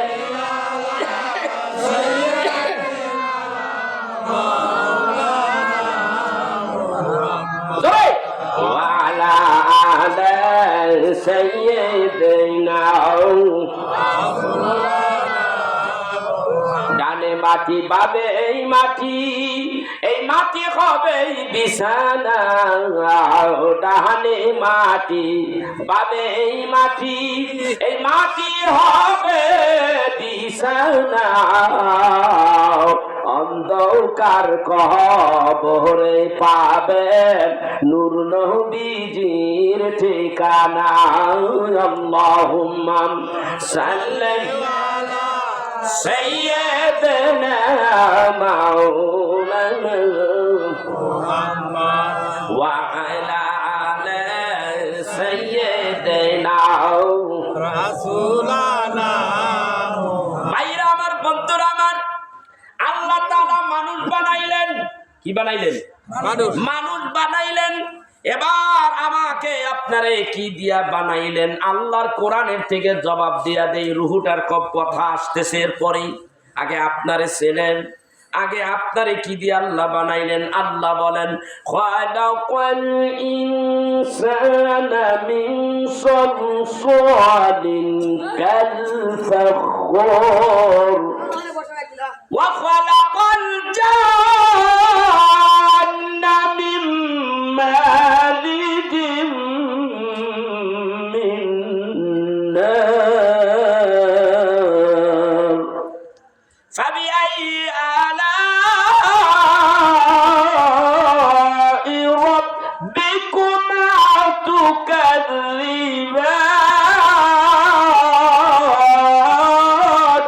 আল্লাহু আকবার। আল্লাহ ডাক দেয়, খালাকাল ইনসানা মিন সালসালিন কাল ফাখর। আমি মানব জাতিগুলিকে বানাইছি এই মাটি দিয়া, খড়খড়িয়া মাটি, শুকনা মাটি দিয়া বানাইলাম। আর জিন জাতিগুলি বানাইছি আগুন দিয়া বানাইলাম। পাইছেননি পরিচয়? আবার আল্লাহ তাআলা সূরা তাওবার মধ্যে এইভাবে বলে, মিনহা খালাকনাকুম ওয়া ফিহা নুঈদুকুম ওয়া মিনহা নুখরিজুকুম তারাতান উখরা। আল্লাহ ডাকদা বলে, হে মানব সম্প্রদায়, আমি তোমারে বানাইছি এই মাটি দিয়া, আবার তোমাকে এই মাটির নিচে নিয়ে যাব, আবার তোমাকে এই মাটির উপর থেকে আবার উত্থাপন করব, হাসরের ময়দানে বিচার হবে। তাইলে বোঝা গেল মানুষগুলির আল্লাহ মাটি দিয়া বানাইছে। এইখানে অনেকগুলি কথা আছে, তাফসিরের বিভিন্ন বর্ণনায় অনেক কথা বলছে। সংক্ষিপ্ত আলোচনা, আমি ওই কথাগুলি এখানে তুলে ধরলাম না। তবে আমি বললাম মাটি বানাইলো কি দিয়া? এই মানুষ বানাইলো, আদমরে বানাইলো মাটি দিয়া, আর আমরা হইলাম আদম সন্তান। মাটি দিয়া মানুষ বানাইলে আল্লাহ তাআলা এবার রূহ বানাইলো কি দিয়া? সেইবার কাফেরের গোষ্ঠীরা আমার রাসূলকে জিগায়, ওগো নবী, তুমি যদি সত্যিকারের নবী হও, আমরা তোমার কাছে 3টা প্রশ্ন করব। ওই 3টা প্রশ্নের উত্তর জবাব সুন্দর করে, আলোচনা অনেক লম্বা, ওই দিন আলোচনাগুলি দেওয়ার চেষ্টা করব। এখন আমি শুধু 3টা প্রশ্নের মধ্যে একটা প্রশ্নের জবাব দেব। ইয়া রাসূলুল্লাহ, আপনি বলেন রূহ কি জিনিস দিয়ে আল্লাহ বানাইলো? রূহ কি? রূহ কি? আল্লাহ তাআলার হাবিব কোরআনুল কারীমের সূরা কাহাফের 1 নম্বর আয়াতের মধ্যে আসছে, ওয়া ইয়াসআলুনাকা আনির রূহ কুলির রূহু মিন আমরি রাব্বি ওয়া মা উতিতুম মিনাল ইলমি ইল্লা কালিলা। আল্লাহ তাআলা বলে দিলেন, হাবিব বলে দেন, রূহ হইল একমাত্র আল্লাহর আদেশ। আল্লাহ ফুৎকাইয়া দিছে, আপনার আমার ভিতরে রূহ আইসা গেছে, আদেশ করছে এই রূহটা তুই চইলা যা। আদৌ রূহ জিনিসটা কি, ওই জিনিসটা আদৌ কেউ জানে না, আল্লাহ জানে। সুবহানাল্লাহ, সুবহানাল্লাহ। রূহ আল্লাহর একমাত্র আদেশ। আদেশ হইয়া কি ঢুকলো একটা মানবের ভিতরে, কিন্তু প্রকৃত রূহ আসল কি ওইটা একমাত্র আল্লাহ জানে। তবে আল্লাহ তাআলা হাবিবুল্লাহ নবীকে বলে দিলেন, ওগো নবীজি, আপনি বলে দেন রূহটা একমাত্র আল্লাহর আদেশ। আল্লাহর আদেশ রূহ। আর এই সম্পর্কে আপনি যদি বেশি বুঝতে চান, কিছুই বুঝবেন না। ওয়ামা উতিতুম মিনাল ইলমি ইল্লা কালিলা। আমি এই বিষয়ে মানুষদেরকে অতি সামান্যতম জ্ঞান দিয়েছি। সুবহানাল্লাহ বলেন, সুবহানাল্লাহ। আমার কথাগুলি আমি কোরআন হাদিসের বাইরে কথা বলি না, এটা আমার অভ্যাস। আমি কত বছর পর্যন্ত কোরআন হাদিসের গবেষণা করছি আমি নিজেই কইতে পারি না। এই গবেষণা করে, রিসার্চ করে যে সার কথাগুলি আপনাদের সামনে তুলে ধরছি, কোরআন দিয়া হাদিস দিয়া দলিল দিছি। আমার একটা কথার ভুল যদি কেউ ধরতে পারেন, ভুল মানুষের হতে পারে, কিন্তু যে কথাগুলি মূল কথাগুলি তুলে ধরছি। আসেন, কোন বেটায় আসেন আমার কথার ভুলটা ধরবেন? বলেন, কোন আলেম থাকলে আমার সামনে আসেন, আমি একটু দেখি। কথা যাচাই ফাচাই ছাড়া কথা বলি না, দলিল ছাড়া কথা বলি না। আর আমার প্রধান দলিল হলো কোরআন আর হাদিস, এরপরে ইজমা কিয়াস। ভাইরা আমার, বন্ধুরা আমার, এইবার মানব জাতির এই যে দেহের কোনো বিচার হবে না, বিচার হবে রুহের। কিসের বিচার হবে? রুহের বিচার হবে। বলবেন হুজুর, রুহ তো একটা বাতাসের মতো, আপনি বেঁচে আছেন, ওই ফুৎকাইছে আল্লাহ, যে ফুৎকার দিয়া ভিতরে রুহুটা দিছে, ওই রুহুটা যতক্ষণ ভেতরে আছে আপনি ততক্ষণ জীবিত আছেন। আর ওই রুহুটা যখন বাইর হইয়া যাবে আপনার আর জীবিত নাই, মাটির দেহ মাটিতে বিলীন হয়ে যাবে। তাইলে কবরে, হাসরে, মিজানে কার বিচার হবে? বিচার হবে রুহের বিচার হবে। জানতে চাই রুহের বিচার কেমনে হয়? রুহের যদি বাড়ি দেয় রুহ কি ব্যথা পায়? হ্যাঁ পায়। এ আমার ভাইয়া, একটা এক্সাম্পল আমি কিন্তু মাঝখানে একটু বলেছিলাম, মানুষের মধ্যে রুহ থাকে 2টা। কয়টা রুহ? এই হুজুর কথা কর না, ভালো করে খেয়াল করে। সবাই সবার কাছে শিক্ষা আছে, জানার আছে, অনেক কিছু বোঝার আছে। যে সাবজেক্ট নিয়ে আলোচনা করতে আপনি চাইলেই পাইবেন নি। মানেন না, পারেন না, পিসাব আনেন না, আমার সামনে আনেন, কয় পিসাবগুলি আনেন, দিয়ে কেমনে কথা হয়। এই বিষয়ের মাত্র 3 সিট দিছি মিয়া। রুকু হইল 2 রকমের, একটা জীবাত্মা আর একটা হলো পরমাত্মা। একটা জীবাত্মা মানুষ যখন ঘুমাইতে থাকে, ঘুমাইয়া থাকে, জীবাত্মা নিয়ে সে পয়রা থাকে, ঘুমাইয়া থাকে। আর একটা পরমাত্মা, যেটা পরম করুণাময়ের থেকে আসছে, ওই পরম করুণাময়ের আত্মাটা বাইরে হইয়া গেছে। কোথায় গেছে?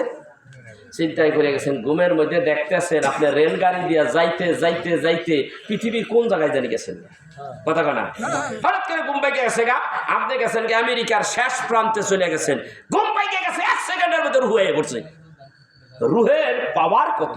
এই জন্য বড় পীর আব্দুল কাদের জিলানী রহমাতুল্লাহ আলাইহি বলেছেন যে কারেন্ট পার সেকেন্ডে 60 লক্ষ মাইল বেগে আপ এন্ড ডাউন করে। কারেন্টের গতি 60 লক্ষ কিলোমিটার বেগে এই কারেন্ট কি করে, তার গতি আপ ডাউন করে। আর একজন আল্লাহওয়ালার আত্মা, একজন মানব জাতির আত্মা আল্লাহর কাছে এমন ভাবে যায়, এইটা হলো 16,000 কোটি 16 লক্ষ মাইল বেগে এইটা দৌড়াদৌড়ি করে। জায়গায় আসছে 16,000 নয়, 16,000 লক্ষ মাইল বেগে এইটা দৌড়াদৌড়ি করে। ভাইরা আমার, বন্ধুরা আমার, এই দেহটার আত্মাটা এমন একটা আত্মাটা এমন রে বাবা, মানুষেরা নামাজ পড়ে, নামাজ পড়তে গেলে অনেকের নামাজ হয় নাকি। আরাইতাল্লাযী ইউকাযযিবু বিদ্দীন ফাযালিকাল্লাযী ইয়াদউল ইয়াতীম ওয়া লা ইয়াহুদ্দু আলা তুআমিল মিসকিন ফাওয়াইলুল লিল মুসাল্লিন আল্লাযীনা হুম আন সালাতিহিম সাহুন। মাকুন সুস্তি নামাজে পান জেগে না, মাকুন সুস্তি নামাজে পান জেগে নাও, ফাওয়াইলুল লিল মুসাল্লিন আল্লাযীনা। ও মুসল্লি রে, তোমার দৌড় মসজিদ পর্যন্ত, মসজিদ যাইয়া নামাজ পড়ো, তাই তুমি মুসল্লি। আর আল্লাহওয়ালার দৌড় আল্লাহ পর্যন্ত এমন ভাবে আল্লাহর সঙ্গে তার কানেক্ট হইয়া যায়, আল্লাহর সঙ্গে তার সঙ্গে এমন ভাবে যোগাযোগ হইয়া যায়। কিরামান কাতিবিনা ইয়ালামুনা মা তাফআলুন, তোমার 2 কান্দে 2 জন কিরামান কাতিবিন ফেরেশতা আছে। ওই আল্লাহওয়ালার রূহের খবর, আল্লাহর সঙ্গে আল্লাহর ওলিদের যে একটা যোগাযোগ, কিরামান কাতিবিন পর্যন্ত খবর জানে না। কথা বুঝতে পেরেছেন? বাইরে আমার বয়স হচ্ছে, শরীরের অবস্থাও ভালো না, এমন কথাগুলি আমি বলে যাচ্ছি আপনাদের কাছে, কোন সময় জানি মরে যাই, সেই জন্য কথাগুলি রেখে যাই, কথাগুলি কাজে লাগতে পারে। এই আত্মা তৈয়ার করে, এই আত্মাটারে যদি তৈয়ার করতে পারেন, কোন আত্মা? আল্লাহ ওয়ালার দরবারে তাকিয়া নিজের আত্মাটা এমন পরিশুদ্ধ করবেন, দেহের পরিশুদ্ধের দরকার নাই, আত্মার পরিশুদ্ধতা দরকার। কারণ আত্মা চইলা যায় কোথায়? আত্মায় মনে চায় কি?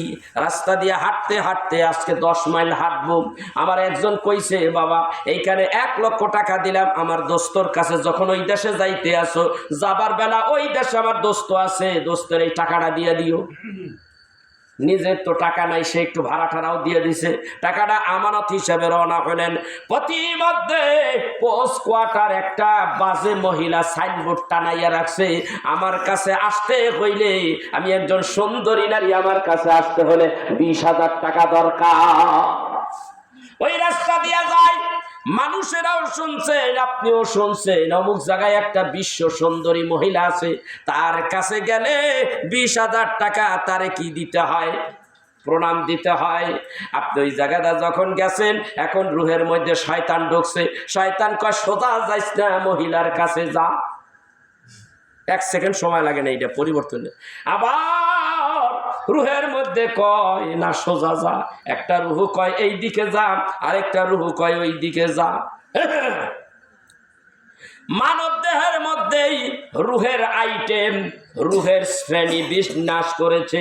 রুহুটার নফস বলা যায়। রুহুটার মধ্যে মেন রুহুর নফস হইল কয়টা? এর মেন রুহু হইল একটা। আর এই রুহের কতগুলি গুণ আছে? একটা গুণ, এইটার নাম হলো নফস। আর এই নফসের রং কত রকমের? তাসাউফের কিতাবের মধ্যে আসে একটা নফসের নাম নফসে আম্মারা, আরেকটা হইল নফসে মুলহিমা, আরেকটা হইল নফসে লাওয়ামা, আর আরেকটা নফস আছে তার নাম হলো নফসে মুতমাইন্না।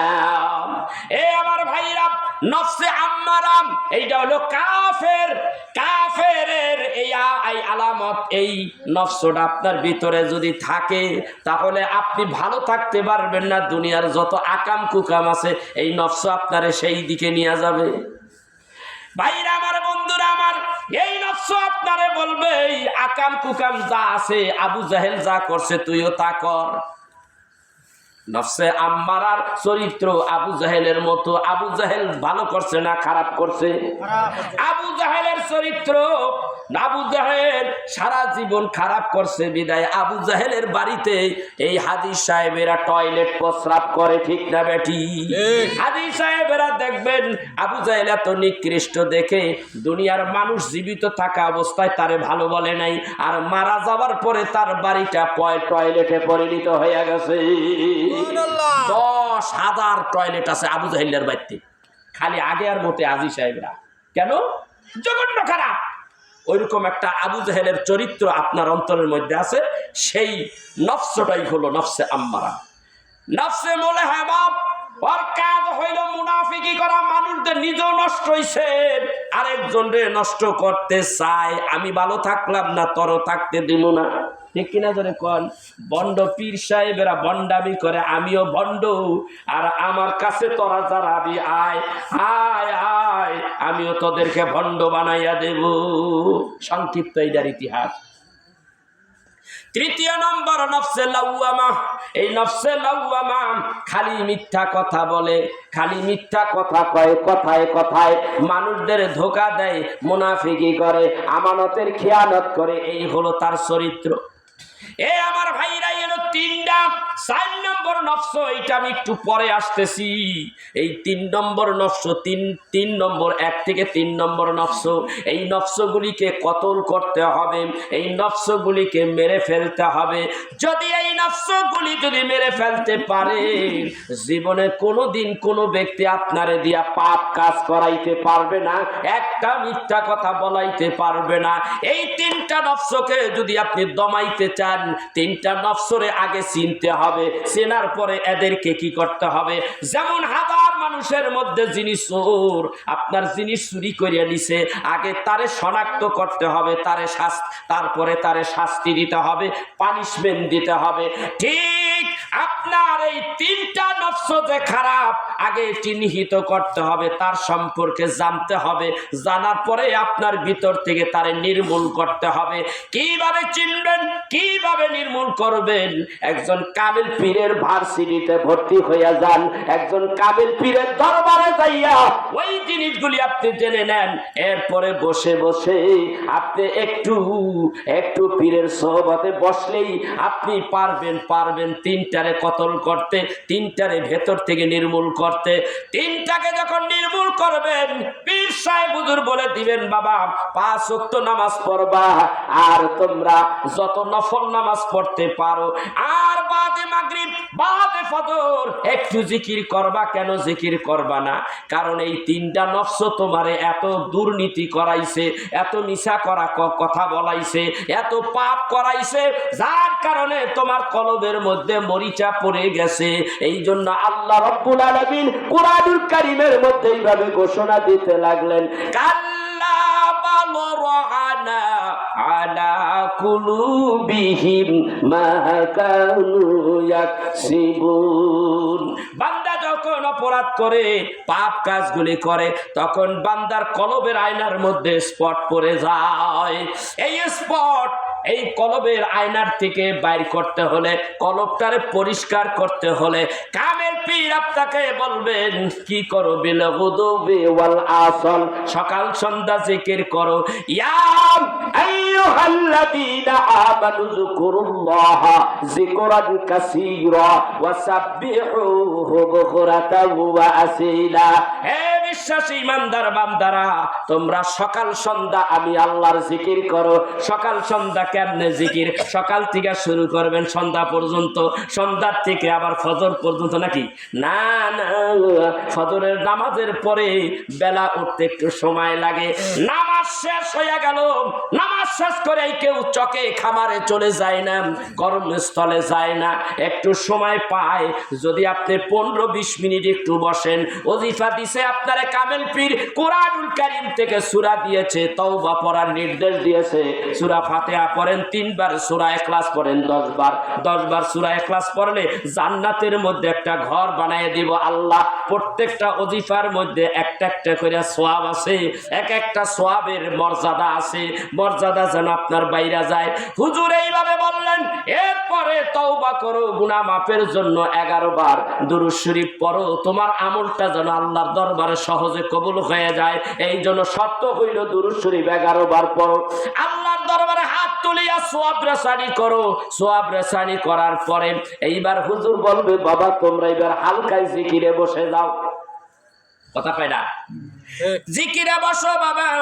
সকালে বলো লা ইলাহা ইল্লাল্লাহ, লা ইলাহা ইল্লাল্লাহ, লা ইলাহা ইল্লাল্লাহ। বলেন লা ইলাহা ইল্লাল্লাহ 200 বার কম করে হলো।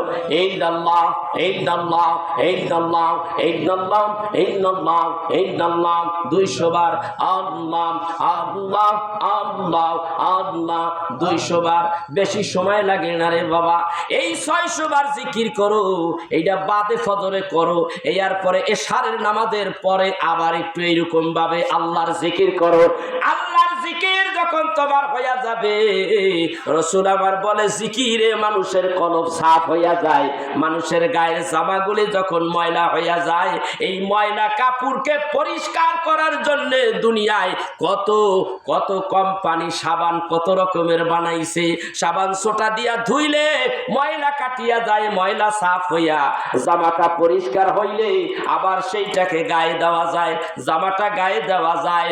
ঠিক কলবের মধ্যে যে মরিচা পড়ছে, যেই পাপ জড়াইয়া গেছে, এইটা যদি মুক্ত করতে চাও, বাদে ফজর বাদে মাগরিব জিকির করো।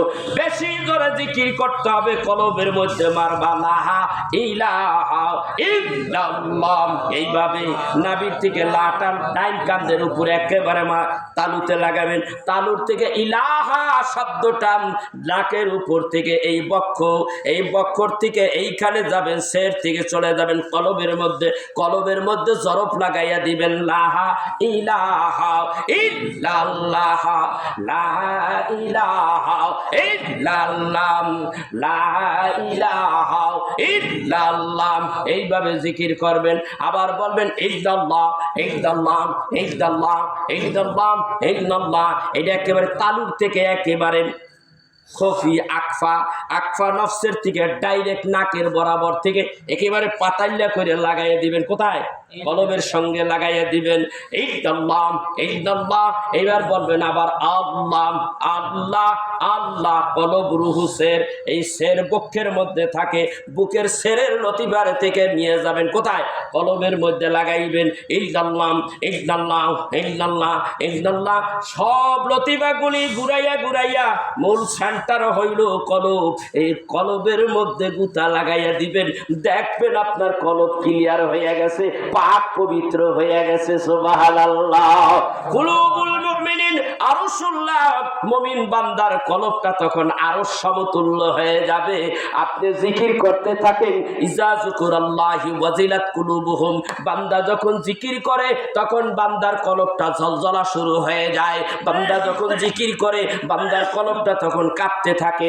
এ আমার ভাইরা, আমার বন্ধুরা, জিকির দিয়া আবার 3 রকমের জিকিরে বদনি, জিকিরে লিসানি, জিকিরে মালি, জিকিরে কালবি। এই হলো 4 রকম জিকিরে বদনি, জিকিরে লিসানি, মুখ দিয়া জিকির করবেন। আবার দেখবেন জিকিরে বদনি, জিকিরে লিসানি, একটা হইল জিকির জবান দিয়া, আরেকটা হইল জিকিরে বদনি, আরেকটা হইল জিকিরে বদনি মনে মনে জিকির করা, আর আরেকটা জিকিরে মালি হইল অর্থ দিয়া ধর্মের খেদমত করা। অর্থ টাকা পয়সা দিয়া আপনি আলেম ওলামাদের হাতে যেই টাকাটা দেন, হাদিয়া দেন, ওইটাও কিন্তু একটা জিকির। এ বাবা, এই টাকা পয়সা ছাড়া ধর্মের কোনো কাজ হয় না। আপনি যদি মসজিদ বানান, মসজিদ বানাইতে গেলে ইট বালু সিমেন্ট রড এইগুলি কি কিনতে টাকা লাগে না? লাগে। মাদ্রাসা নির্মাণ করেন টাকা লাগে, ওয়াজ মাহফিল করেন প্যান্ডেলের জন্য টাকা পয়সা লাগে, কামেল পীরের দরবারে যাবেন হাদিয়া দিবেন হুজুরকে, হুজুর হাদিয়া নিয়ে কি করে? কিছু হয়তো নিজে খায়, বাকিগুলি ধর্মীয় কাজে লাগায়, দরবার শরীফে খেদমত করে, কিছু তবরক বানাইয়া আপনাদেরকে নিয়ে খায়। এ বাবা, এইটাই হলো হাদিয়া, আর এইটাই হলো জিক্রে মালি। এই মালি জিকির দিবেন। আর 4 নম্বরটা হলো জিক্রে কালবি। এই 3টা যখন আদায় করতে থাকবেন, দেখবেন একদিন জিক্রে কালবি শুরু হয়ে গেছে, কলবের মধ্যে জিকির শুরু হয়ে গেছে। জিক্রে কালবি বুঝেন?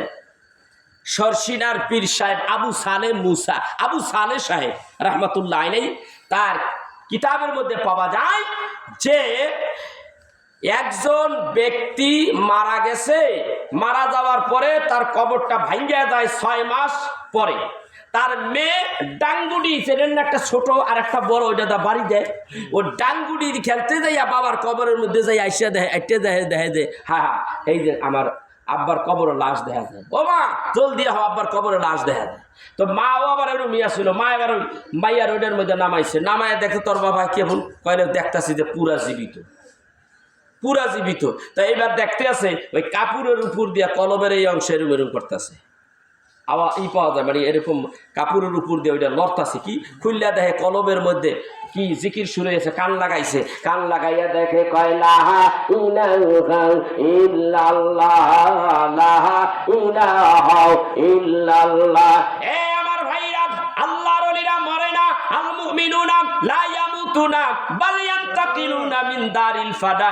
আরেক হাদিসের মধ্যে আছে আল আম্বিয়া আল আউলিয়া কামা সাল্লুনা ফি বুয়ুতিহিম কামা সাল্লুনা ফি কুবুরিহিম। আল্লাহর ওলিরা মরে না, কবরের মধ্যে জিকির করে, কবরের মধ্যে তাসবিহ তাহলিল করে। সুবহানাল্লাহ। কত বাজে? এ আমার ভাইরা, আল্লাহ কোরআনের মধ্যে বলে যেই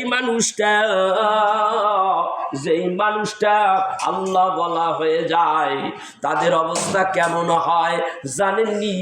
আল্লাহ তাআলাও বলেন একটু জিকির করেন, লা ইলাহা ইল্লাল্লাহ, লা ইলাহা ইল্লাল্লাহ, লা ইলাহা ইল্লাল্লাহু মুহাম্মাদুর রাসূলুল্লাহ সাল্লাল্লাহু আলাইহি সাল্লাম। আল্লাহর কোরআনেও জবাব দেয়, আল্লাহর ওলিরা মরে না, আল্লাহর ওলিরা মরে না। ওয়ালা তাহাসাবান্নাল্লাযীনা কুতিলু ফি সাবিলিল্লাহি আমওয়াত বাল আহইয়াউ ইনদা রাব্বিহিম ইউরযাকুন। আল্লাহর কোরআনে ডাক দেখায় যারা ধর্মের জিহাদে যাইয়া জীবনটা বিলীন করে দিয়েছে, গলা কাটাইয়া দিয়েছে, এদেরকে মরা কইও না, বাল আহইয়াউ ইনদা রাব্বিহিম ইউরযাকুন। এরা হইল জীবিত। ওই সময় যুদ্ধ করেছেন, ওই যুদ্ধের ময়দানে যারা গলা কাটাইয়া দিছে তারাও জীবিত। আর এই যুগে যুদ্ধ নাই, এই যুগে জিহাদ নাই। তাইলে নফসে আম্মারার সঙ্গে জিহাদ করবেন। নফসে আম্মারার সঙ্গে জিহাদ করলে শহীদের মর্যাদা পাবেন। শহীদের মর্যাদা যখন আপনি পাইয়া যাবেন, খোদার কসম কবরের মধ্যে আপনার মৃত্যু হবে না, আপনি জীবিত হবেন। সেই সঙ্গেই আল্লাহ তাআলা ডাকদা বলেন, ওয়ালা তাহাসাবান্নাল্লাযীনা কুতিলু ফি সাবিলিল্লাহি আমওয়াত বাল আহইয়াউ ইনদা রাব্বিহিম ইউরযাকুন। এই মানুষগুলো মরে নাই, তারা কবরের মধ্যে জীবিত, তারা আল্লাহর পক্ষ থেকে রিজিক পাইয়া থাকে। সুবহানাল্লাহ। এবার বলতে চাই, কবরের মধ্যে থুইলেন মরাডারে, আবার আল্লাহ কয় রিজিক পায়। রিজিক কি মরাডাই খায় না জেতাডাই খায়? জেতাডাই খায়। তাইলে বোঝা যায় আল্লাহর ওলিরা মরে না, আল্লাহর ওলিরা মরে না। এইবার রাবিয়া বসরির কথাটা বলতেছিলাম, হযরতে হাসান বসরি ডাকদা বলে, ও রাবিয়া, আমি তো ওই জায়গায় পলাইছিলাম, আমারে খুঁজা বাড়ি করলাও। তুমি যে পলাইলা, আমি যে তোমারে বাড়ি করতে পারি নাই, তুমি কোথায় গেছিলা? বলে, আমি চার বস্তু, আল্লাহ চার বস্তু দিয়া মানুষ সৃষ্টি করেছে, তাই আমি চারটা বস্তুর মধ্যে বিলীন হয়ে গেছিলাম, তাই আপনি আমারে খুঁজা পান নাই। এ আমার ভাইরা, আমলের কারণে অনেক সময় উস্তাদের চাইতে শাগরিদের দাম আল্লাহর কাছে বেশি হইয়া যায়, ঠিক না বেঠি? ভাইরা আমার, বন্ধুরা আমার, এই জন্যই নিজেকে পরিশুদ্ধ করতে যদি চান, আত্মাকে পরিশুদ্ধ যদি করতে চান, আল্লাহওয়ালা যদি হতে চান, কোন ভার্সিটিতে গেলে ওই জ্ঞান পাইবেন না। ওই জ্ঞান পাইতে হলে একজন কামেল পীর, হক্কানি কামেল পীরের দরবারে যাইতে হবে। কথা কন ঠিক কিনা জোরে? ভাইরা আমার, এই বিষয়ে অনেকগুলি কথা বললাম। এবার এই বিদ্যা শিখতে হইলে স্তর হইল তিনটা। কয়টা? কথা কয় না? স্তর কয়টা? তিনটা। জোরে কোন কয়টা? তিনটা। একটা হইল নবীর জন্য পাগল হও, আরেকটা হইল আল্লাহর জন্য পাগল হও। নবী আর আল্লাহর জন্য পাগল হইয়া যাও। এখন পাগল হইবেন, তারও তো একটা নিয়ম পদ্ধতি আছে না নাই? আছে। এই নিয়ম পদ্ধতি আপনারে কে শিখাইব? কথা হয় না। এতক্ষণ কি বুঝতে পারলেন? এই পদ্ধতি আপনারে শিক্ষা দিবে তিনি হলেন উস্তাদ, তিনি হইলেন কামেল পীর। তাইলে কি করতে হবে? কামেল পীর আগে। কামেল পীর আপনার সামনে না রসুল আপনার সামনে? কথা কয় না? কামেল পীর আপনার সামনে না রসুল সামনে? কামেল পীর সামনে না আল্লাহ সামনে? তাইলে আল্লাহর ওলি কামেল পীরকে আগে শ্রদ্ধা করতে হবে আল্লাহ রসুল পাওয়ার জন্য, ঠিক না বেঠিক? মাদ্রাসায় যখন ছেলে পেলে যখন লেখাপড়া করে দাখিল ক্লাসে যখন যায়, দাখিল থেকে আলেম ফাজেলে যখন চলে যায়, যখন বড় বড় তাফসির পড়ানো হয়, বুখারী শরীফ পড়ানো হয়, যারা বুখারী পড়ায়, তাফসির পড়ায়, এদের সম্মান ছাত্রের কাছে আছে না নাই? বেয়াদবি করলে মনে করতে হবে এই ওস্তাদের সঙ্গে বেয়াদবি করলে তোমার কপাল পুড়ে যাবে। ওস্তাদকে তুমি সম্মান করো, ওস্তাদ তোমারে শিক্ষা দীক্ষাটা ভালো দিবে, কোরআন হাদিসের দরসটা ভালো করে শিক্ষা দেবে। ওই শিক্ষায় শিক্ষিত হবা, সুশিক্ষিত হবা, বেয়াদব হবা না। আর যদি তুমি উস্তাদের সঙ্গে বেয়াদবি করো, হইতে পারে তোমার মাদ্রাসার থেকে বেতাইয়া বাইর করে দিতে পারে। ঠিক আল্লাহর ওলিদের দরবারে যাইয়া আল্লাহর ওলিদের সঙ্গে ভালো ব্যবহার করতে হবে আদবের সাথে। কারণ আদবের সাথে আদবওয়ালা যখন হইয়া যাবেন, কামেল পীরের নজর কাইরা দিতে পারবেন তাড়াতাড়ি। কামেল পীরের ডাইকায় আপনাকে রুহানি বিদ্যা দিয়া দেবে। রুহানি বিদ্যা যা দরকার, এলমে শরিয়ত, এলমে মারিফত, এলমে তরিকাত, হাকিকত, সব কিছু আপনার ভিতরে ঢুকাইয়া দেবে। বড় পীর আব্দুল কাদের জিলানী রহমাতুল্লাহ আলাইহি বলেন, এলমে শরিয়ত হইল গাছ, এলমে শরিয়ত মারিফত হইল গাছের ডালপাল, মারিফত আর তরিকত হইল কি? তরিকত হইল পাতা, হাকিকত হইল গাছের ফল। এইবার বলেন কোনটা থইয়া কোনটারে ছাড়বেন? চার বস্তুর সঙ্গে চারটা মূল গাছের সঙ্গে সম্পর্ক আছে না নাই? এ আমার ভাইরা, তাইলে দেখা গেল নাফসে আম্মারা নফসে মুলহামা, নফসে লাওয়ামা, এই তিনটা যে বডির সঙ্গে সম্পর্ক আছে, গাছের সঙ্গে পাতের সম্পর্ক, পাতার সম্পর্ক, গাছের সঙ্গে ডালের সম্পর্ক, গাছের সঙ্গে ফলের সম্পর্ক, এইরকম যেরকম সম্পর্ক আছে আপনার আত্মা দেহের সঙ্গে, ওই সাইডটা রুহেরও নফসেরও যোগাযোগ আছে, একটু কি আছে, মিল তাল আছে। এই আমার ভাইয়া, আপনি যদি নফসে মুলহামা, নফসে আম্মারা, নফসে মুলহামা, নফসে লাওয়ামা যদি কতল করে দিতে পারেন ভেতর থেকে আল্লাহর জিকিরের মাধ্যমে, আল্লাহর ওলিদের তাওয়াজ্জু বরকত নিয়ে যদি এইগুলি, এই নফসগুলি কতল করতে পারেন, ভেতর থেকে শেষ করে দিতে পারেন, নির্মূল করে দিতে পারেন, সেইখানে একটা নফস প্রতিষ্ঠিত হয়। সেই নফসটার নাম হলো নফসে মুতমাইন্না। নফসে মুতমাইন্না এর অর্থ হলো, নফসে মুতমাইন্না হলো পরিশুদ্ধ আত্মা, পুণ্যময় আত্মা। এই সম্পর্কে আল্লাহ রাব্বুল আলামিন কোরআন কারীমের মধ্যে এইভাবে বলেন, ইয়া আইয়াতুহান নাফসুল মুতমাইন্নাহ ইরজিই ইলা রাব্বিকা রাদিয়াতাম মারদিয়া ফাদখুলি ফি ইবাদি ওয়াদখুলি জান্নাতি। আল্লাহ বলেন, ও পরিশুদ্ধ পরিশুদ্ধ আত্মা, ও অলি বন্ধুর আত্মা, আসো আসো আসো গো, আজকে তুমি জান্নাতে দাখিল হও। সুবহানাল্লাহ বলবেন না? প্রত্যেকটা কথা কোরআন হাদিস দিয়ে দলিল দিয়ে দিলাম।